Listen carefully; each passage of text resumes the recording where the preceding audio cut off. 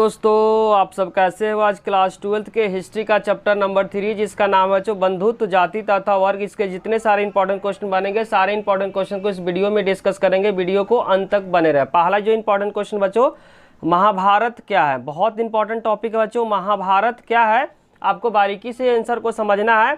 महाभारत बच्चों दुनिया का सबसे बड़ा क्या है, महाकाव्य है। महाकाव्य का मतलब होता है बच्चों एक साहित्य है जिसमें श्लोकों की संख्या क्या है, बहुत ज़्यादा है। तो ध्यान रखना बच्चों, महाकाव्य क्या है, एक साहित्य है जिसमें श्लोकों की संख्या क्या है, अधिक है या ज़्यादा बोल सकते हैं। महाभारत का पुराना नाम जय संहिता। ध्यान रखना बच्चों, एक नंबर में क्वेश्चन आ सकता है कि महाभारत का पुराना नाम क्या है, तो आपको ध्यान रखना जय संहिता है। तो 2 पॉइंट आपको बता बच्चों, महाभारत दुनिया का सबसे बड़ा क्या है, महाकाव्य है। और दूसरा पॉइंट आपको बता, आपको ध्यान रखना इसकी रचना लगभग 1000 वर्ष तक होती रही। जो महाभारत है बच्चों, महाभारत की रचना लगभग 1000 वर्ष तक होती रही। तीसरा पॉइंट आपको ध्यान रखना बच्चों, इसकी रचना लगभग 1000 वर्ष तक होती रही। चौथा पॉइंट आपको ध्यान रखना, महाभारत का मुख्य कथा है 2 परिवारों के बीच हुए युद्ध का चित्रण। ध्यान समझना बच्चों, महाभारत का जो मुख्य कथा है 2 परिवारों के बीच हुए युद्ध का चित्रण किसके किसके बीच हुआ था बच्चों,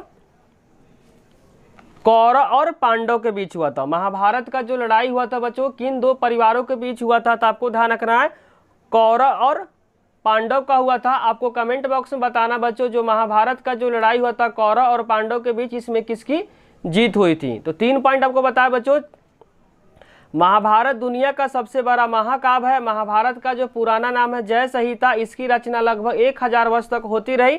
और चौथा पॉइंट आपको ध्यान रखना है, महाभारत का जो मुख्य कथा है 2 परिवारों के बीच हुए युद्ध का चित्रण किसके किसके बीच हुआ था, तो कौरव और पांडव के बीच हुआ था।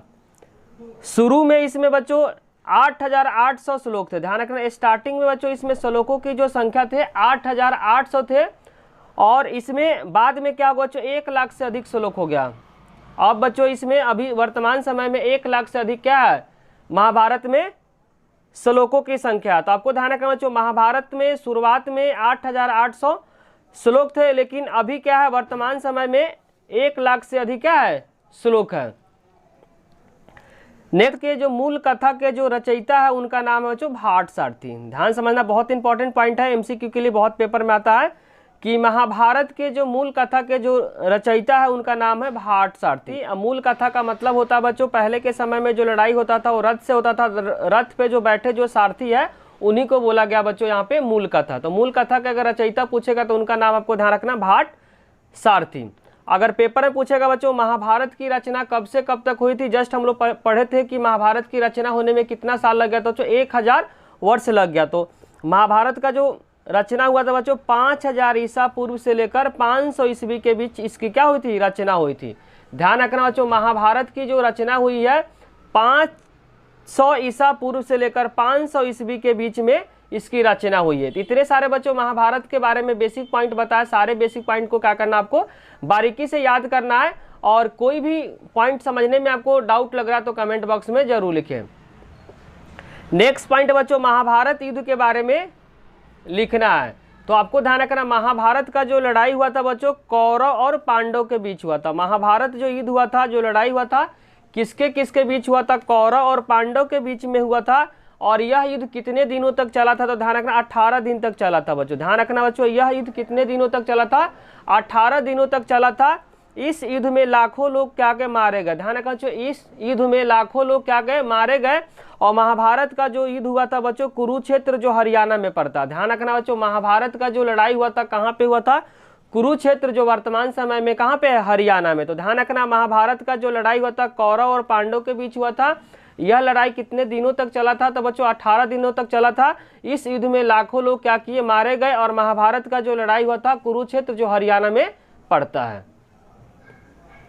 नेक्स्ट जो इंपॉर्टेंट क्वेश्चन बच्चों, महाभारत की विशेषता के बारे में क्या करना है, बताना है कि महाभारत की विशेषता कौन कौन सी, इसके बारे में क्या करना है, बताना। तो ध्यान रखना बच्चों, महाभारत हिंदुओं का एक प्रमुख क्या है, काव्य ग्रंथ है। ध्यान रखना बच्चों, काव्य को बोल सकते हैं पवित्र ग्रंथ है। ध्यान रखना बच्चों, महाभारत जो है हिंदुओं का एक क्या है, प्रमुख पवित्र ग्रंथ या काव्य ग्रंथ आप बोल सकते हैं। तो ध्यान रखना, पहला पॉइंट आपको विशेषता में ध्यान रखना है कि महाभारत जो है हिंदुओं का एक प्रमुख क्या है, काव्य ग्रंथ है। दूसरा पॉइंट आपको ध्यान रखना, विश्व का सबसे लंबा क्या है, साहित्य ग्रंथ। ध्यान रखना, विश्व का सबसे लंबा क्या बच्चों, साहित्य ग्रंथ है। 2 पॉइंट आपको बताए। पहला पॉइंट बताया कि जो महाभारत है हिंदुओं का एक प्रमुख काव्य ग्रंथ है। दूसरा पॉइंट बताया बच्चों विश्व का सबसे लंबा साहित्य क्या है, ग्रंथ है। तीसरा पॉइंट ध्यान रखना बच्चों, इसमें विभिन्न सामाजिक समुदाय के व्यवहार का क्या है, मानदंड तय है। बोलना चाह रहा बच्चों, इसमें विभिन्न जो सामाजिक जो समुदाय का जो व्यवहार है उसमें मानदंड क्या है, तय है। तय का मतलब जो निश्चित है। चौथा पॉइंट आपको ध्यान रखना बच्चों, महाभारत में लड़ाई कोमा जंगलों कोमा महलों और बस्तियों का क्या है, वर्णन है। महाभारत में बच्चों जो बुक है उसमें लड़ाई के बारे में बताया है, जंगलों के बारे में बताया गया, महलों के बारे में तथा बस्तियों के बारे में क्या है, वर्णन है। नेक्स्ट पॉइंट आपको ध्यान रखना, महाभारत को हिंदू धर्म का पंचम वेद माना गया। ध्यान रखना जो बहुत इंपॉर्टेंट पॉइंट बता रहे हैं कि जो महाभारत है वो हिंदू धर्म का पंचम वेद माना गया है। जो महाभारत है बच्चों हिंदू धर्म का पंचम वेद क्या किया है, माना गया। तो 1 नंबर में क्वेश्चन आएगा बच्चों कि जो महाभारत में हिंदू धर्म को, या ऐसे क्वेश्चन आ सकता है हिंदू धर्म का पंचम वेद किसे कहा जाता है, हिंदू धर्म का पंचम वेद किसे माना जाता है। तो इसका आंसर हो जाएगा बच्चों महाभारत को। नेक्स्ट पॉइंट ध्यान रखना, महाभारत में जीवन कोमा धर्म कोमा राजनीतिक कोमा समाज ज्ञान विज्ञान आदि सभी विषयों से जुड़ा क्या है, इसमें पाठ है। बोलना चाह रहा बच्चों जो महाभारत में जीवन कोमा धर्म कोमा राजनीतिक कोमा समाज ज्ञान कोमा विज्ञान आदि विषयों से क्या है, जुड़ा पाठ है। तो महाभारत की विशेषता में कम से कम बच्चों आपको 5 पॉइंट क्या करना है, लिख कर याद करना है। और कोई भी पॉइंट आपको समझने में कठिनाई हो रही तो कमेंट बॉक्स में उसे जरूर लिखिए। नेक्स्ट इंपॉर्टेंट क्वेश्चन बच्चों, क्वेश्चन नंबर 4 जिसमें लिखा हुआ महाभारत का समालोचनात्मक संस्करण क्या है। महाभारत का समालोचनात्मक संस्करण क्या है। तो पहले हम लोग पढ़ेंगे बच्चों समालोचनात्मक संस्करण किसे कहते हैं। समालोचनात्मक संस्करण किसे कहते हैं तो ध्यान से समझना बच्चों, समालोचनात्मक का मतलब होता है किसी चीज का विश्लेषण करना। समालोचना का मतलब होता है बच्चों किसी भी चीज का क्या करना, विश्लेषण करना। विश्लेषण का मतलब उसके बारे में जानना, व्याख्या करना और अच्छे तरीके से उस चीज़ों का क्या करना, अध्ययन करना, उसमें गलतियों में क्या करना, सुधार लाना। तो ध्यान रखना जो समालोचना का जो मतलब होता है किसी भी चीज़ का क्या करना, विश्लेषण करना, अच्छे तरीके से उसको अध्ययन करना, उसमें जो गलतियाँ उस गलतियों को क्या करना, सुधारना। 1919 ईस्वी में प्रसिद्ध जो संस्कृत जो विद्वान थे उनका नाम आपको ध्यान रखना बीएस सुथांकर। ध्यान रखना 1919 ईस्वी में प्रसिद्ध संस्कृत विद्वान जिनका नाम था बीएस सुथांकर ने एक परियोजना का मतलब एक प्लानिंग किया, एक परियोजना की शुरुआत की। इस परियोजना में बड़े ध्यान रखना 1919 ईस्वी में प्रसिद्ध जो संस्कृत विद्वान जिनका नाम आपको ध्यान रखना बीएस सुथांकर ने एक परियोजना का मतलब एक प्लानिंग किया, शुरुआत की। इस परियोजना में बड़े बड़े विद्वानों ने महाभारत का समालोचनात्मक संस्करण तैयार करने की क्या की, जिम्मेदारी ली। इसमें जो मेन हेड थे उनका नाम आपको ध्यान रखना बीएस सुथांकर। कब स्टार्ट हुआ था बच्चों, 1919 ईस्वी में। और इसके साथ जो बीएस सुथांकर जो मेन हेड थे उनके साथ बड़े बड़े जो विद्वान थे वह महाभारत का समालोचनात्मक संस्करण तैयार करने में क्या की, जिम्मेदारी ली। बच्चों ईयर को 1919 ईस्वी में जो मेन हेड थे जो समालोचनात्मक संस्करण तैयार करने का जो हेड थे उनका नाम आपको ध्यान रखना बीएस सुथांकर। और ईयर कब आपको ध्यान रखना 1919 ईस्वी में। और इनके साथ बड़े बड़े जो विद्वान थे वह महाभारत का समालोचना संस्करण तैयार करने की क्या की, जिम्मेदारी ली। अब हम लोग स्टार्ट करेंगे बच्चों समालोचनात्मक संस्करण में की गई चरणबद्ध क्रियाओं को लिखे। किस तरीके से बच्चों समालोचनात्मक संस्करण को तैयार किया गया उस चरणबद्ध क्रिया को क्या करना है, लिखना है। तो पहले स्टेप में क्या किए वो लोग ध्यान रखना है। सबसे पहले देश के अलग अलग स्थानों से लिपियों में लिखी गई महाभारत की संस्कृत पांडुलिपियों को क्या किया, इकट्ठा किया। बोलना चाह रहा बच्चों सबसे पहले वो लोग क्या किए, देश के अलग अलग स्थानों से जो भी लिपि लिखी गई थी महाभारत की संस्कृत पांडुलिपियों को क्या किया, इकट्ठा किया। अलग अलग बच्चों जो जगह है उस जगह में जो भी महाभारत के जो पांडुलिपि जो लिखी गई उस पांडुलिपि के क्या किया बच्चों, इकट्ठा किया। अलग अलग जगहों से जो भी महाभारत के बारे में जो भी पांडुलिपि का मतलब वारा लिखी गई, तो बोलना चल अलग अलग जगह में क्या की, महाभारत के बारे में जो भी पांडुलिपि में लिखी गई थी सभी को क्या किया बच्चों, इकट्ठा किया। उसके बाद वो लोग क्या किए, उन श्लोकों को चयन किया गया जो लगभग सभी पांडुलिपियों में पाया गया। बोलना चाह रहा बच्चों, उस श्लोकों को चयन किया, उस श्लोक को चयन किया, मतलब अलग अलग क्या है श्लोक है, 4 श्लोक है, तो चारों जगह का जो क्या किए पांडुलिपि को उठाए, जिसमें कॉमन जो श्लोक था उस श्लोक को क्या कर लिए, उठा लिए। पहले क्या किया, अलग अलग जगह में क्या किया था, जो महाभारत के बारे में जो पांडुलिपि लिखा गया था उसको क्या किया, इकट्ठा किया। सेकेंड में आपको ध्यान रखना, सभी पांडुलिपि में अध्ययन किया, जो कॉमन क्या था श्लोक, कॉमन जो क्या था बच्चों, जो श्लोक था उस श्लोक को क्या कर लिए, पिक कर लिए, पिक मतलब उसको उठा लिए। तो वही बोलना चाह रहा है, उन श्लोकों को चयन किया, चयन का मतलब सेलेक्ट किया गया, जो लगभग सभी पांडुलिपियों में क्या किया, पाया गया। एग्जाम्पल से बताओ, 4 पांडुलिपि, 4 पांडुलिपि में जो भी श्लोक क्या किया कॉमन हुआ उस श्लोक को क्या किया, चयन किया। उसके बाद श्लोकों का जो प्रकाशन हुआ बच्चों, 13,000 पृष्ठों में फैले हुए अनेक ग्रंथ खंडों में क्या किया, इसको विभाजित किया गया। बोलना चाह रहा बच्चों, जब अलग अलग इस तरीके से किए तो 13,000 पृष्ठों में फैले अनेक ग्रंथ खंडों में क्या किया, इसको बांटा गया। तो वही बोलना चाह रहा है, श्लोकों का जो प्रकाशन 13,000 पृष्ठों में फैले अनेक ग्रंथ खंडों में क्या किया गया। इस परियोजना को पूरा करने में लगभग कितना समय लगा बच्चों, 47 वर्ष का समय लगा। बोलना चाह रहा है, इस परियोजना को पूरा करने में 47 वर्ष का समय लगा। जो भी बच्चों बड़े बड़े जो विद्वान थे, जो BA सुथंकर के साथ जो काम कर रहे थे, तो इस परियोजना को पूरा करने में कितना समय लगा बच्चों, 47 वर्ष का क्या लगा, समय लगा। इंपॉर्टेंट जो क्वेश्चन बच्चों, वेद क्या है और वेद कितने प्रकार का होता है। ध्यान रखो, जो वेद क्या है, वेद कितने प्रकार का होता है। वेद बच्चों संस्कृत भाषा का शब्द है जिसका अर्थ होता है ज्ञान, जिसको इंग्लिश में बोलते हैं बच्चों नॉलेज। बोलना चाह रहा है कि वेद जो है संस्कृत भाषा का शब्द है जिसका अर्थ होता है ज्ञान, और इंग्लिश में बोलेंगे नॉलेज। यह प्राचीन भारत का एक पवित्र क्या है, साहित्य है।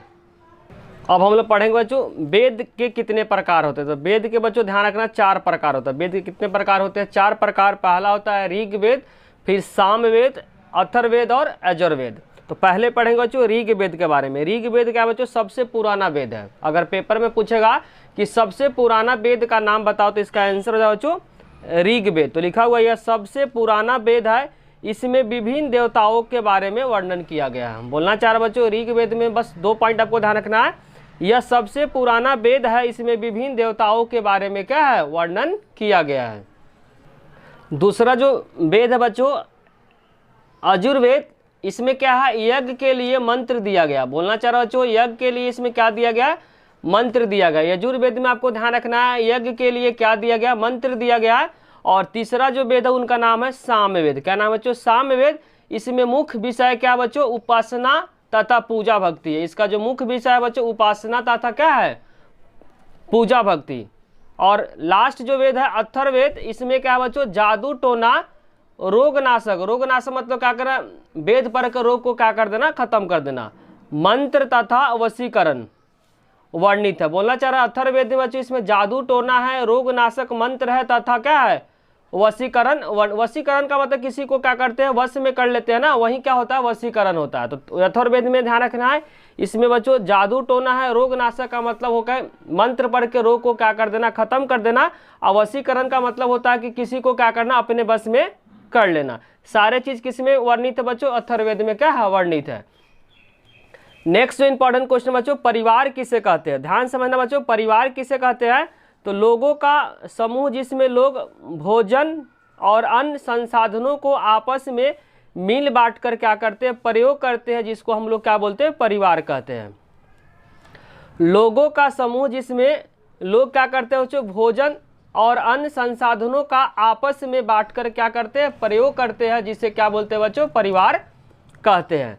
पारिवारिक रिश्ते रक्त संबंध माने जाते हैं। पारिवारिक जो रिश्ते होते हैं बच्चों रक्त संबंधी माने जाते हैं।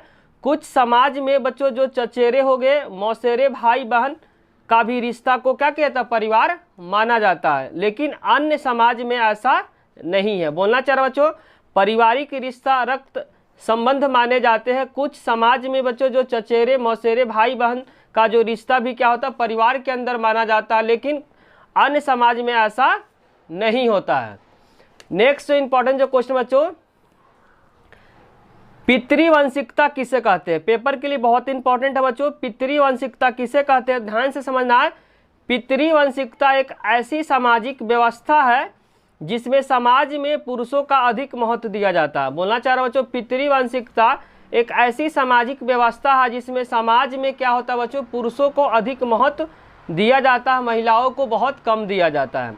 इस परंपरा में बच्चों जो घर का जो मुखिया होता है पुरुष होता है। इस परंपरा में बच्चों जो घर का जो हेड होता है, जो मुखिया होता है, क्या होता है, पुरुष होता है और उसके पास अधिक शक्ति होता है। पुरुष के पास बच्चों पितृवंशिकता में अधिक पावर होता है और इस व्यवस्था में पिता के बाद पुत्र को संपत्ति तथा शक्ति प्राप्त हो जाती है। अगर बच्चों पिता की मृत्यु हो जाती है तो पुत्र को क्या मिलता है, संपत्ति तथा क्या होता है, शक्ति का अधिकार किसको मिल जाता है, उसके पुत्र को मिल जाता है।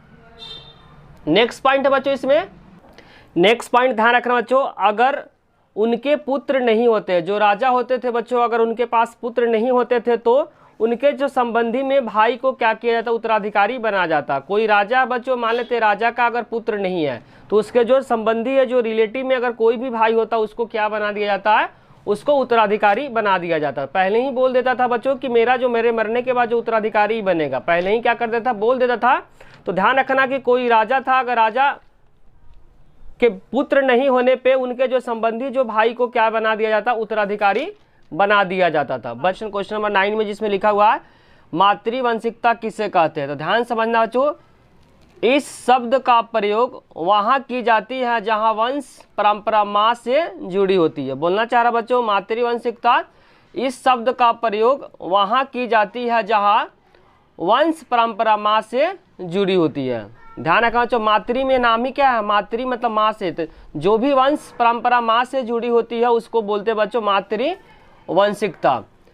नेक्स्ट इंपॉर्टेंट क्वेश्चन बच्चों, ये क्वेश्चन पेपर के लिए बहुत इंपॉर्टेंट है। विवाह के प्रकार, जो विवाह है बच्चों उसके प्रकार बताना है। तो ध्यान समझना, विवाह के प्रकार 8 प्रकार होते हैं। ध्यान रखो, जो विवाह के जो प्रकार होते हैं 8 प्रकार के होते हैं, जिसमें से 4 प्रकार को उत्तम माना गया। ध्यान रखें बच्चों, अगर विवाह के प्रकार पूछेगा तो विवाह के जो प्रकार है वह 4 प्रकार है, जिसमें से 4 जो प्रकार है उत्तम है। उत्तम का मतलब अच्छा है। पेपर में अगर क्वेश्चन आता है विवाह कितने प्रकार का होता है तो इसका आंसर हो जाएगा 8 प्रकार का होता है, लेकिन क्वेश्चन ऐसे आ जाएगा जो विवाह है वो उत्तम है। उत्तम मतलब अच्छा, तो इसका आंसर हो जाएगा बच्चों 4 प्रकार का जो विवाह है वो क्या है, उत्तम है। का विवाह है जो बच्चों उत्तम है, उसके बारे में क्या करना है, बारी बारी से हम लोग बढ़ेंगे। तो ध्यान समझना बच्चों, विवाह के 4 प्रकार होते हैं जो कि उत्तम है, लेकिन टोटल पूछेगा विवाह के प्रकार तो आंसर हो जाएगा 8, और उत्तम बोलेगा तो 4 आंसर हो जाएगा। पहला जो विवाह बच्चों 4 प्रकार में अंतः विवाह। तो ध्यान समझना, अंतः विवाह में एक गोत्र, एक कुल या एक जाति या एक ही स्थान में बसने वाले लोग वालों में विवाह करने की जो प्रथा है उसको क्या बोलते हैं बच्चों, अंतः विवाह कहते हैं। अंतः विवाह का मतलब अपने गोत्र के अंदर जो शादी करता है, अपने कास्ट के अंदर जो शादी करता है, उस तरह को विवाह को बोलते हैं बच्चों अंतः विवाह। ध्यान समझना है, एक गोत्र के या एक कुल के या एक जाति या एक ही स्थान में बसने वाले लोग आपस में विवाह कर लेते हैं, उसको बोलते हैं बच्चों क्या, अंतः विवाह। दूसरा बच्चों बही विवाह। बही का मतलब होता है अपने गोत्र से बाहर, तो लिखा हुआ गोत्र से बाहर विवाह करने की प्रथा को बच्चों बही विवाह कहते हैं। अंतः विवाह में बोल सकते हैं एक लाइन में कि अपने गोत्र के अंदर या अपने कास्ट के अंदर शादी करने की प्रथा को क्या बोलते हैं, अंतः विवाह। और गोत्र से बाहर विवाह करने की प्रथा को बोलते हैं बच्चों बही विवाह। तीसरा जो प्रकार बच्चों बहुपत्नी प्रथा। बहुपत्नी प्रथा का मतलब हुआ एक पुरुष के अनेक क्या पत्नियां। तो इसमें लिखा हुआ इसमें एक पुरुष के अनेक क्या होती है, पत्नी होती है। नाम ही क्या बच्चों, बहुपत्नी, मतलब एक पुरुष के बहुत सारे पत्नियां। दूसरा पॉइंट इसमें ध्यान रखना, सातवाहन राजा में बहुपत्नी प्रथा को मानने वाले थे। बोलना चाह रहा बच्चों, सातवाहन जो राजा है उसमें क्या कर बहुपत्नी प्रथा को मानने वाले थे। नेक्स्ट पॉइंट है बच्चों, यह प्रथा कई जातियों कई धर्मों और जनजातियों में मान है, जबकि हिंदू धर्म में क्या है, अमान है। बोलना चाह रहा बच्चों, यह प्रथा कई जातियों कई धर्मों कई जनजातियों में मान है, जबकि हिंदू धर्म में क्या है, अमान है। क्या है चौथा, बहुपति प्रथा। इसका मतलब हुआ कि एक स्त्री के क्या है, अनेक पति होने की पद्धति को क्या बोलते हैं, बहुपति प्रथा करते हैं। एक स्त्री के अनेक पति होने की पद्धति को क्या बोलते हैं बच्चों, बहुपति प्रथा कहते हैं। तो 4 प्रकार का विवाह आपको ध्यान रखना है। अंतःविवाह अपने गोत्र या अपने कास्ट के अंदर शादी करने की प्रथा को बोलते हैं बच्चों अंतःविवाह। बहिर्विवाह था गोत्र के बाहर विवाह करने की प्रथा को बोलते हैं बच्चों बहिर्विवाह। बहुपति का मतलब होता है एक स्त्री के बहुत सारे पत्नी, या पत्नी का मतलब होता है बहुपत्नी विवाह में बच्चों एक पुरुष के बहुत सारे क्या पत्नियां होती। तो 4 प्रकार का विवाह आपको क्या करना बारीकी से याद रखना, क्योंकि ये क्वेश्चन पेपर के लिए बहुत ज़्यादा इंपॉर्टेंट है। समझना बच्चों, द्रौपदी नाम की औरत की शादी 5 पांडवों से हुआ था। जो भी बच्चों महाभारत देखा होगा उस सबके बारे में इसके बारे में सभी को क्या होगा पता होगा। नोट करके पॉइंट आपको ध्यान रखना बच्चों, मनुस्मृति में पहली चौथी 5वीं और 6ठी विवाह पद्धति का उल्लेख मिलता है। तो आपको कमेंट बॉक्स में बताना बच्चों मनुस्मृति का जो लेखक है वह कौन है और मनुस्मृति को लिखने में कब से कब तक उसका टाइम पीरियड है। क्वेश्चन को ध्यान से समझे बच्चों। पहला आपको कमेंट बॉक्स में आंसर देना कि मनुस्मृति जो बुक है उस बुक के लेखक कौन है और मनुस्मृति की रचना होने में कितना समय लगा। नेक्स्ट जो इंपॉर्टेंट क्वेश्चन बच्चों, गोत्र किसे कहते हैं। ध्यान रखना बच्चों, प्रत्येक गोत्र एक वैदिक ऋषि के नाम पे होता था। प्रत्येक जो गोत्र होता बच्चों पहले के समय में वैदिक ऋषि के नाम पे होता था। उस गोत्र के सभी सदस्य ऋषि के वंशज माने जाते थे। बोलना चाह रहा बच्चों, प्रत्येक गोत्र एक वैदिक ऋषि के नाम पे होता था और उस गोत्र के सभी ऋषि के वंशज माने जाते थे। नेक्स्ट पॉइंट है बच्चों, गोत्र के 2 नियम क्या है महत्वपूर्ण, बहुत इंपॉर्टेंट बच्चों। जो गोत्र है गोत्र के 2 इंपॉर्टेंट है जो बहुत ज्यादा क्या है महत्वपूर्ण है। पहला जो नियम है बच्चों, इसमें स्त्री का गोत्र के बारे में उल्लेख है। पहले जो नियम है बच्चों इसमें स्त्री के गोत्र के बारे में क्या है उल्लेख है। शादी के बाद स्त्रियों को अर्थात महिलाओं को अपने पति के गोत्र नाम को क्या करना पड़ता था अपनाना पड़ता था और पिता के गोत्र को क्या करना पड़ता था छोड़ना पड़ता था। बोलना चाह रहा बच्चों, कोई लड़की है अगर शादी नहीं हुआ तो उसका जो टाइटल लगेगा वो फादर का टाइटल लगेगा, लेकिन उसी लड़की की जब शादी हो जाएगा तो फादर का टाइटल हट जाएगा और किसका टाइटल आएगा हस्बैंड का टाइटल आ जाएगा। किस नियम में लिखा हो बच्चों, पहला नियम में। दूसरा जो नियम है, इस गोत्र के व्यक्ति अपने गोत्र में अर्थात आपस में विवाह नहीं कर सकता। बोलना चाह रहा बच्चों, एक गोत्र के व्यक्ति अपने गोत्र में अर्थात आपस में क्या कर सकता है विवाह नहीं कर सकता है। नंबर 11 में गिवन है सामाजिक विषमताओं के बारे में क्या करना लिखना। इसमें है बच्चों वर्ण व्यवस्था। ध्यान रखना वर्ण व्यवस्था किसे कहते हैं ध्यान समझना है। इस व्यवस्था के बारे में धर्मसूत्र और धर्मशास्त्रों में उल्लेख किया गया। वर्ण व्यवस्था का जो उल्लेख है बच्चों कहाँ मिलता है तो आपको ध्यान रखना है धर्मसूत्र या धर्मशास्त्र में वर्ण व्यवस्था का क्या मिलता है उल्लेख मिलता है। इस व्यवस्था में ब्राह्मण को पहला दर्जा मिला है। सबसे ऊंचा जो दर्जा मिला बच्चों किसको मिला तो ब्राह्मण को मिला है। और ब्राह्मण का मानना है कि वर्ण व्यवस्था एक दैवीय व्यवस्था। वर्ण व्यवस्था जो है बच्चों वह किस तरह का व्यवस्था, एक दैवीय व्यवस्था मतलब देवताओं के द्वारा क्या है बनाया गया व्यवस्था है। तो आपको वर्ण व्यवस्था में पहला ध्यान रखना बच्चों, इस व्यवस्था के बारे में जो उल्लेख है धर्म सूत्रों या धर्म शास्त्र नामक बुक में क्या है इसका उल्लेख है। इस व्यवस्था में ब्राह्मण को सबसे पहला का मतलब सबसे ऊंचा दर्जा दिया गया है। और ब्राह्मण का मानना है कि वर्ण व्यवस्था क्या है दैवीय व्यवस्था मतलब देवी के द्वारा बनाया गया क्या है यह एक व्यवस्था है। नेक्स्ट बच्चों इसमें पॉइंट है वर्ण व्यवस्था में 4 प्रकार के वर्णों का क्या किया उल्लेख किया। वर्ण व्यवस्था में बच्चों कितने प्रकार के वर्णों का उल्लेख किया तो आपको ध्यान रखना 4 प्रकार के वर्णों का उल्लेख किया। किसके बेसिस पे बच्चों रोजगार और काम के बेसिस पे क्या किया उसको बांटा गया। तो ध्यान रखना वर्ण व्यवस्था में 4 प्रकार के वर्णों में बांटा गया। किसके बेसिस पे बच्चों तो रोजगार के बेसिस पे। पहला उसमें सबसे जो ऊपर है बच्चों ब्राह्मण है। सबसे ऊपर जो क्या है ब्राह्मण है। तो ब्राह्मण का काम आपको ध्यान रखना है कि चारों वर्णों में ब्राह्मण को क्या प्रथम अवस्था प्राप्त। प्रथम अवस्था का मतलब सबसे ऊंचा जो दर्जा जो मिला हुआ बच्चों ब्राह्मण को मिला। किस अवस्था में तो वर्ण व्यवस्था में जो ब्राह्मण है उसको सबसे ऊंचा दर्जा मिला हुआ है। नेक्स्ट पॉइंट है बच्चों जो ब्राह्मण का जो काम है अध्ययन करना मतलब वेदों का क्या करना अध्ययन करना, वेदों की शिक्षा, यज्ञ कराना, यज्ञ करवाना, दान देना और दान लेना। जो बच्चों ब्राह्मण का जो काम है अध्ययन करना, वेदों की शिक्षा लेना, यज्ञ करना और यज्ञ करवाना, दान देना और दान लेना। किसका काम बच्चों ब्राह्मण। ब्राह्मण को आपको ध्यान रखना वर्ण व्यवस्था में सबसे ऊंचा दर्जा उसको मिला हुआ। दूसरे नंबर पे आता बच्चों क्षत्रिय आता। तब क्षत्रिय को काम पढ़ना है। क्षत्रिय का जो काम है जो शासन करना, क्षत्रिय का जो पहला काम है शासन करना। दूसरा जो काम है युद्ध करना, लोगों को सुरक्षा प्रदान करना। लोगों को क्या करना बच्चों? सुरक्षा प्रदान करना। लोगों को क्या करना? न्याय दिलाना, वेद पढ़ना और यज्ञ करवाना और दान दक्षिणा क्या करना? देना। यह सब काम किसका बच्चों? क्षत्रिय का। तो क्षत्रिय का पहला काम आपको ध्यान रखना, शासन करना। दूसरा जो काम बच्चों युद्ध करना, लोगों को सुरक्षा प्रदान करना, न्याय करना और वेद पढ़ना, यज्ञ करवाना, दान दक्षिणा देना। ये सब काम किसका बच्चों? क्षत्रिय का।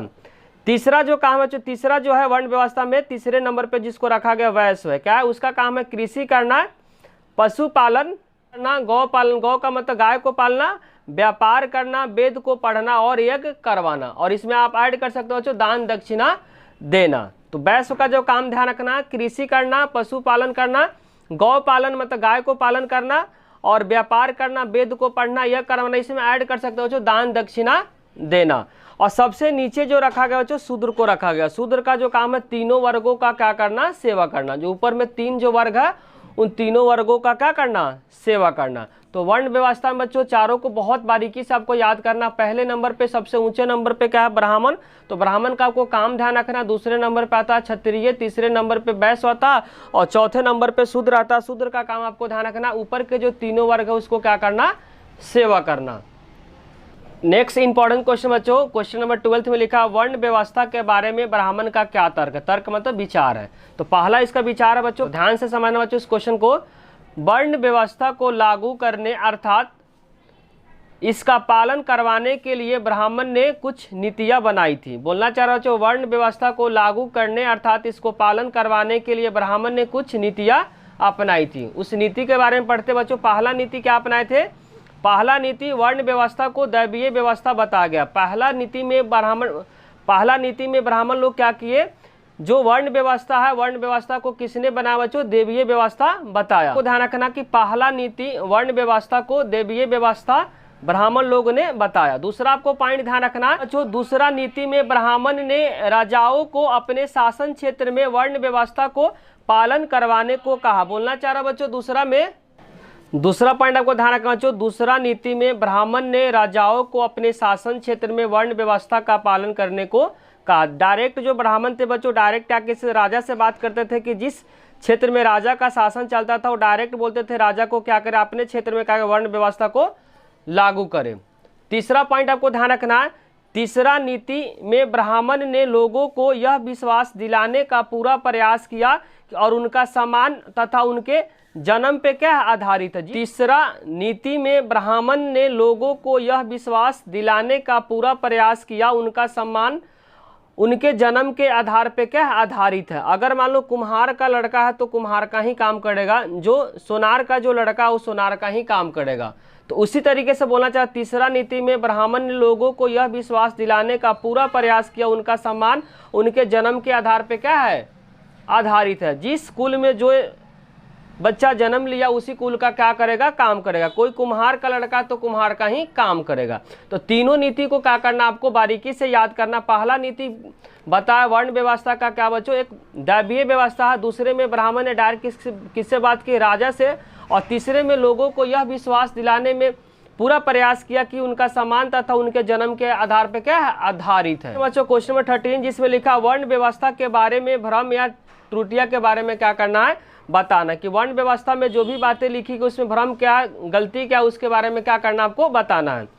तो सातवाहन राजा खुद को ब्राह्मण वर्ण को बताते हैं, जबकि वर्ण व्यवस्था के अनुसार राजा होने के लिए क्षत्रिय होना चाहिए। पहला आपको पॉइंट ध्यान रखना बच्चों, राजा वही बन सकता है जो कि क्या होगा? क्षत्रिय कुल से होगा। तो वही बोलना चाह रहा जो सातवाहन राजा खुद को क्या बोलते थे? ब्राह्मण वर्ग को बताते हैं, जबकि वर्ण व्यवस्था के अनुसार राजा बनने के लिए क्या होना चाहिए? क्षत्रिय होना चाहिए। तो यहाँ पे वर्ण व्यवस्था क्या हो गया बच्चों? गलत हो गया। दूसरा आपको ध्यान रखना मौर्य वंश का जो उद्भव है, जिन संस्थापक है जिसको बोलते हैं बच्चों चंद्रगुप्त मौर्य, भी एक विवाद का क्या विषय है। बौद्ध ग्रंथ के अनुसार मौर्य वंश का जो उद्भव हुआ वो क्षत्रिय वर्ण से हुआ है, जबकि ब्राह्मण शासन कुल को मानते हैं। बोलना चाह रहा बच्चों मौर्य वंश के जो संस्थापक जिनका नाम है चंद्रगुप्त मौर्य, एक विवाद का विषय है। बौद्ध ग्रंथ के अनुसार जो मौर्य वंश का जो उद्भव और क्षत्रिय वर्ण से हुआ है, जबकि ब्राह्मण शास्त्री बोलते हैं कि जो मौर्य वंश के जो संस्थापक है वह निम्न कुल का मतलब नीचे वाले कुल से बिलोंग करते हैं। जो मौर्य वंश के जो संस्थापक है जिनका नाम है चंद्रगुप्त मौर्य, वह बौद्ध ग्रंथ के अनुसार वह किस से बिलोंग करते, क्षत्रिय से बिलोंग करते, जबकि ब्राह्मण शास्त्र के अनुसार वह निम्न कुल से बिलोंग करते हैं। निम्न कुल से मतलब निचले वाले कुल से क्या करते हैं, बिलोंग करते हैं। तीसरा आपको पॉइंट ध्यान का, मौर्य वंश के जितने सारे जो उत्तराधिकारी है, जैसे कि शुंग वंश हो गया बच्चों, कौरव जो है वह किस वंश है, ब्राह्मण वंश है। क्या है, ब्राह्मण है। लेकिन आपको ध्यान रखना कि वर्ण व्यवस्था में लिखा हुआ जो राजा वही बन सकता है जो क्या हो, क्षत्रिय हो। लेकिन मौर्य वंश के जो उत्तराधिकारी है जैसे शुंग वंश हो गया, कौरव वंश हो, कौन से वंश थे बच्चों, ब्राह्मण वंश थे। नेक्स्ट जो इंपॉर्टेंट क्वेश्चन बच्चों, जाति क्या है, ध्यान से समझना है। ब्राह्मणीय सिद्धांत में वर्ण की तरह जाति भी जन्म पे आधारित है। बोलना चाह रहा, ब्राह्मणीय सिद्धांत में वर्ण की तरह जाति भी क्या बच्चों, जन्म पर आधारित है। लेकिन जाति की संख्या सीमित नहीं है, जबकि वर्ण 4 प्रकार का होता है। बोलना चाह रहा बच्चों, जाति की संख्या सीमित नहीं है, लेकिन वर्ण क्या है, 4 प्रकार का। तो ध्यान समझना बच्चों, जाति क्या है, ब्राह्मणीय सिद्धांत में वर्ण की तरह जाति भी क्या बच्चों, जन्म पर आधारित है। जी बच्चों, चंडालों को देखना भी अपवित्रकारी मानते थे। जो ब्राह्मण लोग बोलते थे बच्चों, चंडालों को देखना भी क्या है, अपवित्रकारी मानते थे। नेक्स्ट पॉइंट आपको ध्यान रखना बच्चों, शव जिसको बोलते हैं डेड बॉडीज के अंत्येष्टि और मृत पशुओं को छूने वाले को चंडाल कहा जाता है। अंत्येष्टि का मतलब होता है जो डेड बॉडीज होता है उसको एक जगह से दूसरे जगह जो ले जाता है उसको क्या बोलते हैं बच्चों, अंत्येष्टि बोलते हैं। तो जो भी बच्चों जो चंडाल होता था उसको, उसका जो काम था डेड बॉडी को एक जगह से दूसरे जगह ले जाना, जो मृत पशुओं को छूने वालों को क्या कहा गया, चंडाल कहा गया। तो आपको ध्यान रखना चाहिए, बहुत क्वेश्चन इंपॉर्टेंट है कि चारों वर्णों के संघर्ष और अधीनता के बारे में आपको बताना, एक क्वेश्चन पेपर के लिए बहुत इंपॉर्टेंट है। कोई भी पॉइंट अगर समझने में आपको दिक्कत हुआ तो कमेंट बॉक्स में जरूर लिखें। नेक्स्ट जो इंपॉर्टेंट क्वेश्चन बच्चों, ये भी क्वेश्चन पेपर के लिए बहुत इंपॉर्टेंट है, लॉन्ग क्वेश्चन के लिए। मनुस्मृति के अनुसार चंडाल की स्थिति के बारे में बताना, कि जो मनुस्मृति जो बुक है जिसको मनु ने लिखा हुआ बच्चों, और यह कब से कब तक लिखा गया था, 200 BC से, ध्यान समझना, 200 BC से लेकर 200 AD तक लिखा गया था। ध्यान रखना जो मनुस्मृति जो बुक है उसको किसने लिखा, तो मन्नु लिखे थे। कौन लिखे थे, मन्नु। और कब से कब, 200 BC से लेकर 200 AD तक। तो इसमें बच्चों किसके बारे में लिखा गया, चंडाल के बारे में। तो पढ़ते हैं चंडाल में, चंडाल के बारे में मनुस्मृति में कौन कौन सी बातें लिखी गई है। इसमें कहा गया है कि चंडालों को गांव के बाहर रहना पड़ता था। मनुस्मृति में बच्चों चंडाल के बारे में लिखा गया है कि चंडाल को गांव से बाहर रहना पड़ता था। वह फेंके हुए बर्तनों का प्रयोग करते थे। ध्यान रखना बच्चों, पहला जो चंडाल का काम क्या था, वे लोग क्या करते थे, इसमें कहा गया, मनुस्मृति में कहा गया, चंडालों को गांव से बाहर रहना पड़ता था। वह फेंके हुए बर्तनों का क्या करता था, इस्तेमाल करते थे। नेक्स्ट पॉइंट, मरे हुए लोगों को कपड़े पहनते थे। जो मर गए लोग उस जो कपड़े फेंक देते थे, उस कपड़े को कौन पहनते थे, चंडाल लोग पहनते थे। ये बात कहाँ लिखा गया बच्चों, मनुस्मृति में लिखा गया है। नेक्स्ट पॉइंट बच्चों, मरे हुए लोगों का आभूषण का इस्तेमाल करते थे। जो चंडाल लोग जो थे बच्चों, मरे हुए लोगों का जो आभूषण था उसका क्या करते थे, वो लोग इस्तेमाल करते। इस्तेमाल मतलब उसको यूज करते थे। जो भी बच्चों कोई मर गया उसको आभूषण जो फेंक दिया, उस आभूषण का यूज कौन करते थे, चंडाल लोग करते थे। रात को गांव तथा नगर में चलने की अनुमति नहीं थी। रात को बच्चों गांव तथा जो नगर थे उसमें चलने की अनुमति नहीं थी। किसको बच्चों, चंडाल को। चीनी बौद्ध भिक्षु जिनका नाम आपको ध्यान रखना, फासियान। बच्चों चीनी एक बौद्ध भिक्षु थे, उनका नाम आपको ध्यान रखना, फासियान। कहते हैं कि चंडालों को सड़क पे करताल बजाकर चलना पड़ता था। अगर बच्चों सड़क पे चंडाल लोग चलते थे तो पहले क्या करते थे, करताल बजाना पड़ता था, ताकि दूसरे लोग समझ जाए कि चंडाल चल रहा है और उसकी नजर चंडाल पे न पड़े, जिसके वजह से वो लोग क्या बजाते थे बच्चों, करताल बजाते थे। और यह बात कौन बोले, तो चीन बौद्ध भिक्षु जिनका नाम आपको ध्यान रखना, फासियान। कहते हैं कि चंडालों को अगर सड़क पे करताल बजाकर चलना पड़ता था ताकि दूसरे लोग समझ जाए कि चंडाल चल रहा है, उसकी नजर चंडाल पे न पड़े।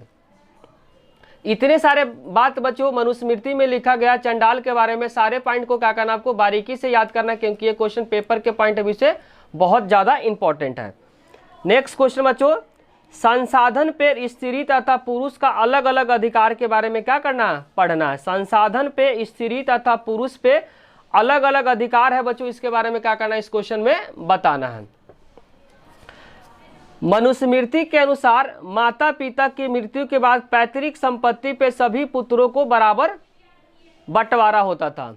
बोलना चाह रहा बच्चों, मनुस्मृति में यह बात लिखी गई है, माता पिता के मृत्यु के बाद जो पैतृक जो संपत्ति है, मतलब पिता का जो भी संपत्ति है, सभी पुत्रों में बराबर क्या किया जाता था, बांट दिया जाता था। नेक्स्ट पॉइंट ध्यान रखना, सबसे बड़ा जो पुत्र है उसको विशेष अधिकार प्राप्त होता था। जो सबसे बड़ा पुत्र बच्चों उसको विशेष अधिकार प्राप्त होता था। नेक्स्ट पॉइंट आपको ध्यान रखना, स्त्रियां इस पैतृक संपत्ति पे कोई अधिकार नहीं जमा सकती थी। बोलना चाह रहा, स्त्रियां बच्चों जो लड़कियां थी वह पैतृक संपत्ति पे कोई अधिकार नहीं जमा सकती थी। नेक्स्ट पॉइंट आपको ध्यान रखना है, विवाह के समय मिले उपहार के रूप में पिता से प्राप्त कर सकता है। जब भी बच्चों जिस लड़की की शादी होती थी तो उपहार के रूप में पिता से क्या होता था, प्राप्त होता था। उस पर स्त्रियों का अपना अधिकार होता था, चाहे वह जमीन मिले या संसाधन, इसे स्त्री धन का नाम दिया जाता था। बोलना चाह रहा बच्चों, विवाह के समय मिले उपहार, विवाह के समय जो भी लड़कियों को उपहार मिलता था तो उपहार के रूप में पिता से प्राप्त होती थी, उस पे स्त्रियों का अपना अधिकार होता था, चाहे वह जमीन हो या संसाधन हो। उसे क्या कहा गया बच्चों, स्त्री धन का नाम दिया गया। हम लोग अभी इसको क्या कहते बच्चों, दान के नाम से भी जानते हैं। बोलना चाह रहा बच्चों, हम लोग इसको किसके नाम से जानते हैं, तो दान के नाम से जानते हैं। नेक्स्ट पॉइंट आपको ध्यान रखना है, पति के आज्ञा के बिना स्त्रियों को धन जमा करने की अनुमति नहीं थी। बोलना चाह रहा बच्चों, जिस लड़की की शादी हो जाती थी तो हस्बैंड के आज्ञा के बिना स्त्रियों को धन जमा करने की अनुमति नहीं थी। नंबर 17 में बच्चों गिवन है, 4 वर्णों के पढ़े एकीकरण क्या है। बच्चों जो 4 वर्णों के पढ़े एकीकरण है इसके बारे में क्या करना है, इस क्वेश्चन में बताना है। तो ध्यान से समझना है आंसर को बच्चों। उप महाद्वीप में विविधताओं से भरा, विविधता का मतलब होता है अलग अलग लोग जो है अलग अलग धर्म को मानने वाले। तो बोलना चाह रहा बच्चों, उप महाद्वीप में विविधताओं से क्या हुआ, भरा हुआ है। यहाँ ऐसे भी समुदाय रहते थे जो कि ब्राह्मण व्यवस्था को नहीं मानते थे। बोलना चाह रहा बच्चों, उप महाद्वीप में विविधताओं से भरा, विविधता का मतलब अलग अलग क्या है, धर्म के लोग क्या थे, मानने वाले थे। वहाँ पे ऐसे समुदाय भी रहते थे जो ब्राह्मण व्यवस्था को क्या करते थे, नहीं मानते थे।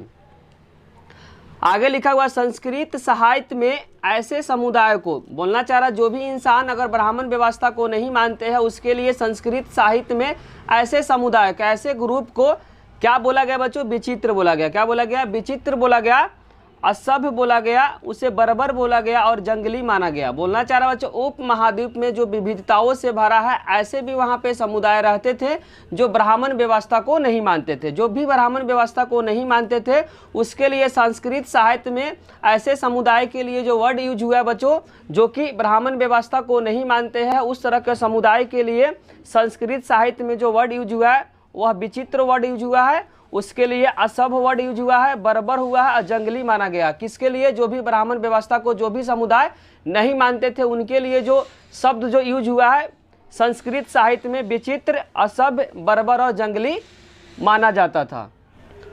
बच्चों उदाहरण को ध्यान से समझना, लिखा हुआ है, वन में बसने वाले शिकार कंद मूल संग्रह करने वालों को क्या कहा गया बच्चों, निषाद वर्ग कहा गया। एकलव्य भी बच्चों ध्यान रखना निषाद वर्ग ही कहलाता। जो भी बच्चों जो जंगल में रहते थे, जो शिकार करते थे, जो कंद मूल संग्रह करने वालों को निषाद वर्ग कहलाते थे। जो एकलव्य थे वह एकलव्य भी बच्चों किस वर्ग से थे, तो ध्यान रखना निषाद वर्ग से एकलव्य थे। नेक्स्ट जो इंपॉर्टेंट क्वेश्चन है बच्चों, क्वेश्चन नंबर 18 जिसमें लिखा हुआ मलेच्छ वर्ड किसके लिए वर्ड यूज हुआ, मलेच्छ। तो ध्यान से समझना बच्चों, मलेच्छ वर्ड जो लोग संस्कृत भाषा नहीं जानते थे उन्हें मलेच्छ कहकर हीन दृष्टि से, हीन दृष्टि का मतलब हुआ गलत दृष्टि से उन्हें क्या किया जाता, देखा जाता था। मलेच्छ बच्चों उस इंसान के लिए यूज होता था जो लोग संस्कृत भाषा नहीं जानते थे, उन्हें मलेच्छ कहकर हीन दृष्टि, हीन दृष्टि का मतलब गलत दृष्टि से उन्हें क्या देखा जाता था। नेक्स्ट जो इंपॉर्टेंट क्वेश्चन बच्चों, क्वेश्चन है 4 वर्णों के पढ़े अधीनता क्या है। बहुत बहुत इंपॉर्टेंट है बच्चों, 4 वर्ण के पढ़े अधीनता क्या है। तो ध्यान से समझना है, ब्राह्मण वर्ग ने कुछ लोगों को वर्ण व्यवस्था की सामाजिक प्रणाली से क्या कर दिया, बाहर माना। बोलना चाह रहा बच्चों, ब्राह्मण वर्ग ने कुछ लोगों को वर्ण व्यवस्था से सामाजिक प्रणाली से क्या कर दिया, बाहर माना। ब्राह्मण ने समाज के कुछ वर्गों को क्या कर दिया, अस्पृश्य घोषित का मतलब होता है जिसको छूने पर क्या होगा, अछूत माना जाएगा। तो वही बोलना चाह रहा है, ब्राह्मण ने समाज के कुछ वर्गों को अस्पृश्य घोषित कर दिया जिसको बोलते हैं बच्चों अनटचेबिलिटी। आगे लिखा, ब्राह्मण मानते हैं कि कुछ जो कर्म है वह पवित्र है, जो कुछ कर्म क्या है, दूषित है। ब्राह्मण मानते हैं बच्चों जो कुछ ऐसे जो कर्म है जो कि क्या है, पवित्र है। पवित्र का मतलब अच्छा है, कुछ कर्म क्या है, दूषित है। दूषित का मतलब क्या है, बेकार है। पवित्र जो कर्म है उसमें है बच्चों यज्ञ करना, वेद का अध्ययन करना आदि जो काम है क्या है, पवित्र काम है। और जो दूषित जो काम है बच्चों, जो दूषित जो कर्म है, चमड़े से संबंधित अगर कोई भी इंसान कोई काम कर रहा है, चमड़े से संबंधित शवों को उठाना, शवों का उठाना का मतलब लाश को एक जगह से क्या करना, दूसरे जगह ले जाना, या अंत्येष्टि का मतलब होता है अंतिम संस्कार करना। यह सब जो काम है क्या है, दूषित काम है। दूषित का मतलब बेकार काम माना। किसने माना बच्चों, तो आपको ध्यान रखना, ब्राह्मण वर्ग ने माना। नेक्स्ट इंपॉर्टेंट है बच्चों, एमसीक्यू के लिए बहुत इंपॉर्टेंट है, इसको क्या करें, मार्क करें। इंपॉर्टेंट एमसीक्यू के लिए बच्चों, चीनी यात्री जिनका नाम आपको ध्यान रखना स्वेन तेसांग, चीनी जो यात्री थे इनका नाम था बच्चों स्वेन तेसांग के अनुसार जो वधिक है, ध्यान रखना बच्चों, जो वधिक है और जो सफाई करने वाले जो लोग थे उनको क्या रहना पड़ता था, शहर से बाहर रहना पड़ता था। किनके अनुसार बच्चों, जो चीनी यात्री जिनका नाम आपको ध्यान रखना स्वेन तेसांग के अनुसार जो वधिक और जो सफाई करने वाले जो लोग हैं उनको शहर से बाहर रहना पड़ता था। नेक्स्ट इंपॉर्टेंट क्वेश्चन बच्चों, वर्ण तथा संपत्ति का अधिकार क्या है। वर्ण व्यवस्था में बच्चों संपत्ति का अधिकार क्या है, इसके बारे में क्या करना है, इस क्वेश्चन में आपको बताना है। तो ध्यान से समझना बच्चों, ये भी क्वेश्चन क्या है बच्चों, पेपर के पॉइंट से बहुत इंपॉर्टेंट है, इसको क्या करें, इंपॉर्टेंट मार्क करें। लिखा है, ब्राह्मणीय ग्रंथों के अनुसार संपत्ति पे अधिकार एक और आधार वर्ण है। इस संपत्ति पे अधिकार के दो आधार दिए गए। क्या बच्चों, वर्ण व्यवस्था में संपत्ति का आधार का दो आधार दिया। पहला है बच्चों लैंगिक आधार और दूसरा क्या है, वर्ण आधार है। तो पहले हम लोग पढ़ेंगे बच्चों लैंगिक आधार पे संपत्ति का अधिकार, और दूसरा में पढ़ेंगे बच्चों वर्ण आधार पे। तो पहले हम लोग पढ़ते लैंगिक आधार पे। तो ध्यान से समझना, इसमें माता पिता के मृत्यु के बाद, जब माता पिता बच्चों जो मर जाते हैं, मरने के बाद उनकी संपत्ति पे पुत्र का ही क्या होता है, अधिकार होता है, जबकि स्त्रियां पे उस पे अधिकार नहीं होता। बोलना चाह रहा बच्चों, जब माता पिता के मरने के बाद जो संपत्ति है उस संपत्ति पे पुत्र का क्या होता है, अधिकार होता है, जबकि स्त्रियां पे उस पे किसी भी प्रकार का अधिकार नहीं होता है। और वर्ण आधार बच्चों, वर्ण आधार पे जो संपत्ति का अधिकार है उसमें लिखा गया है, इसमें ब्राह्मण और क्षत्रिय में क्या है, वर्ण ज़्यादा धनी होते हैं। बोलना चाह रहा है इसमें ब्राह्मण है और जो क्षत्रिय वर्ण है वह क्या है, ज़्यादा धनी है, जबकि अन्य परंपरा में इसकी क्या करते हैं, आलोचना करते हैं। जो अन्य परंपरा बच्चों जो वर्ण आधार पे जो बांटा गया है वह उसमें क्या करते हैं, आलोचना करते हैं। दूसरा जो परंपरा बच्चों वर्ण आधार पे जो संपत्ति का अधिकार है उसका क्या करते हैं, आलोचना करते हैं।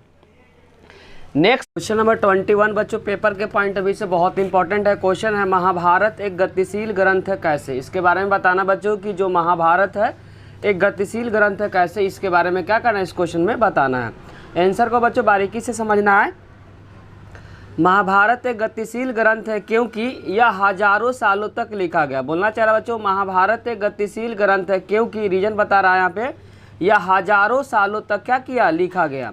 महाभारत अलग अलग भाषाओं और इनके लेखकों के बीच मेल मिलाप कायम करता। बोलना चाह रहा बच्चों, जो महाभारत है अलग अलग भाषाओं और इनके लेखकों के बीच क्या करता, मेल मिलाप कायम करते हैं।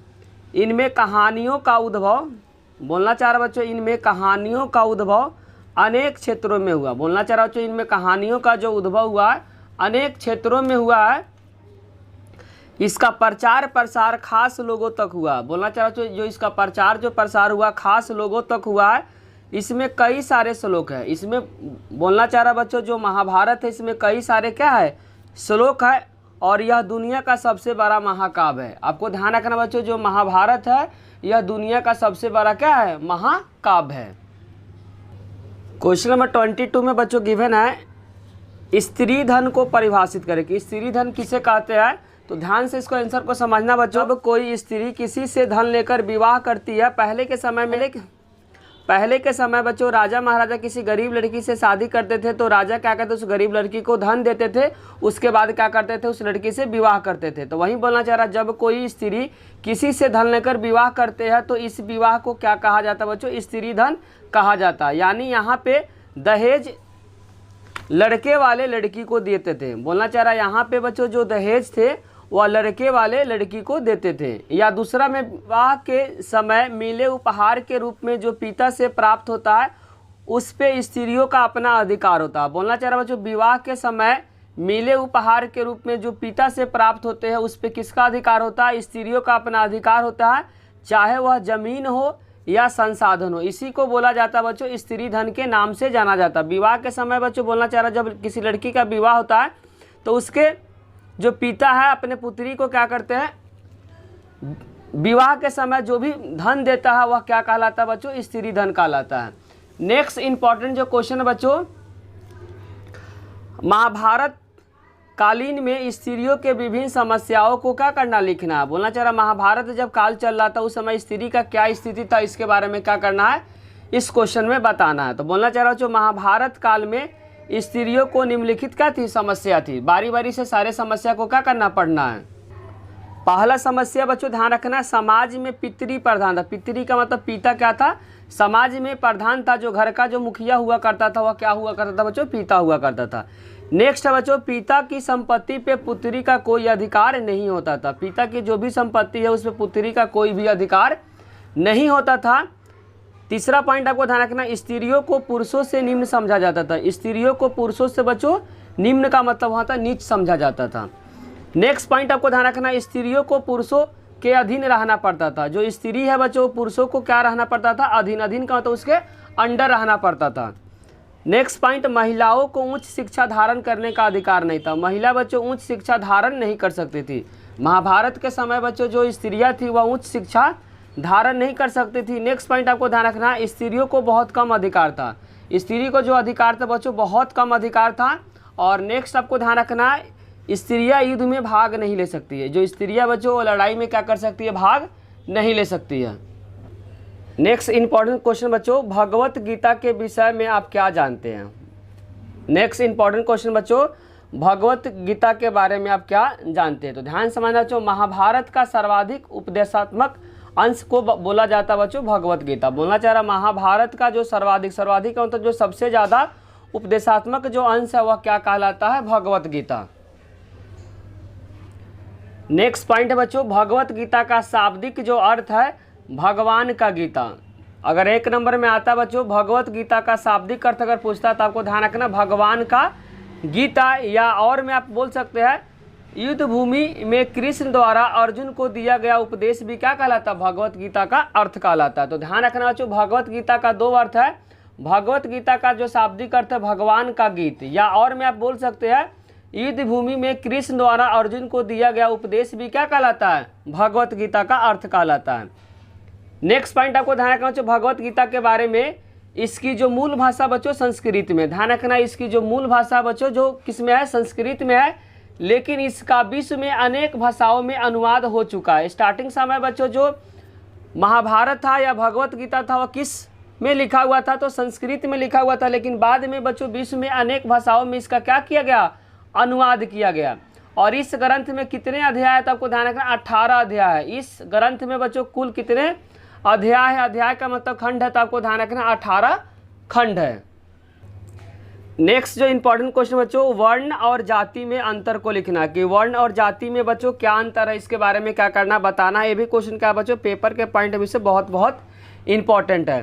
तो ध्यान रखना वर्ण हमारे कर्मों को बताता है। जो वर्ण है बच्चों वह किसको बताता है, तो कर्मों को बताता है, और वहीं जाति हमारे वंश को बताता है। तो आपको ध्यान रखना वर्ण है जो कर्मों को बताता है, जबकि जो जाति है वो हमारे वंश को बताता है। तो आपको पहला पॉइंट ध्यान रखना, वर्ण जो हमारे कर्मों को बताता है, और वहीं जो है जो जाति है बच्चों वंश को बताता है। दूसरा आपको पॉइंट ध्यान रखना, जब कोई व्यक्ति शूद्र में या वैश्य परिवार में जन्म लेता है लेकिन कर्म से वह ब्राह्मण या क्षत्रिय बनता है तो उस का वर्ण ब्राह्मण या क्षत्रिय माना जाएगा। बोलना चाह रहा हूँ दूसरा पॉइंट में, जब कोई व्यक्ति शूद्र या वैश्य परिवार में क्या करता है, जन्म लेता है। जब कोई व्यक्ति बच्चों शूद्र या वैश्य परिवार में क्या करता है, जन्म लेता है, लेकिन कर्म से वह ब्राह्मण या क्षत्रिय है तो उसका जो वर्ण है वह ब्राह्मण या क्षत्रिय कहलाएगा या माना जाएगा।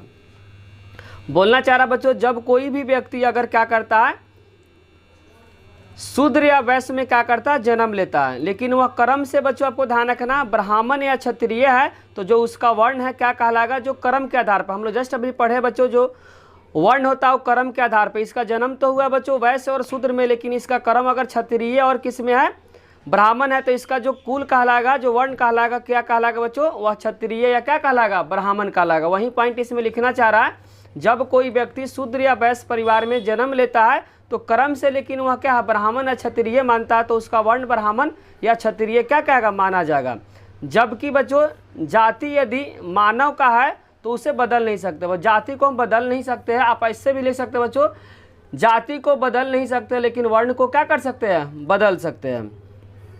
तो वही लिखना चाह रहा, जाति यदि मानव का तो उसको बदल नहीं सकते हैं, और वर्ण का विभाजन काम के आधार पे किया जाता है, जबकि जातियों जन्म पे आधारित है। बोलना चाह रहा बच्चों, जो वर्ण का विभाजन काम के आधार पे किया जाएगा, जबकि जाति जो होता है जन्म पे आधारित होता है। बोलना चाह रहा, वर्ण का जो विभाजन होता है बच्चों काम के आधार पे होता है। किसके आधार पे होता है, काम के आधार पे होता है।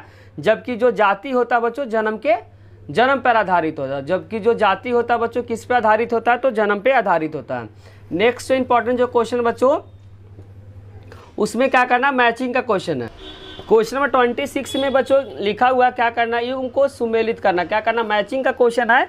सूची नंबर 1 और सूची नंबर 2 रामायण। रामायण का लेखक आपको ध्यान रखना बच्चों वाल्मीकि है। रामायण का जो लेखक है वह वाल्मीकि है, तो पहला का आंसर क्या होगा बच्चों, बी हो जाएगा। आपको ध्यान रखना, रामायण के लेखक अगर पूछता है तो आपको आंसर ध्यान रखना बच्चों वाल्मीकि है। जबकि महाभारत का क्या है बच्चों, वेद व्यास है। क्या है, महाभारत का क्या है, वेद व्यास। आपको ध्यान रखना, तो सेकंड का हो जाएगा बच्चों सी। तीसरा में लिखा अष्टाध्यायी। अष्टाध्यायी का जो लेखक आपको ध्यान रखना पाणिनि है। क्या बच्चों, अष्ट अध्यायी का जो लेखक है उसका नाम आपको पाणिनि है। त्रिपिटक किससे संबंधित है बच्चों, बौद्ध ग्रंथ से संबंधित है। ध्यान रखना, जो त्रिपिटक जो है किससे संबंधित है, तो आपको ध्यान रखना बौद्ध ग्रंथ से। जबकि मनुस्मृति बच्चों धर्मशास्त्र से। मनुस्मृति किससे संबंधित है, धर्मशास्त्र से है।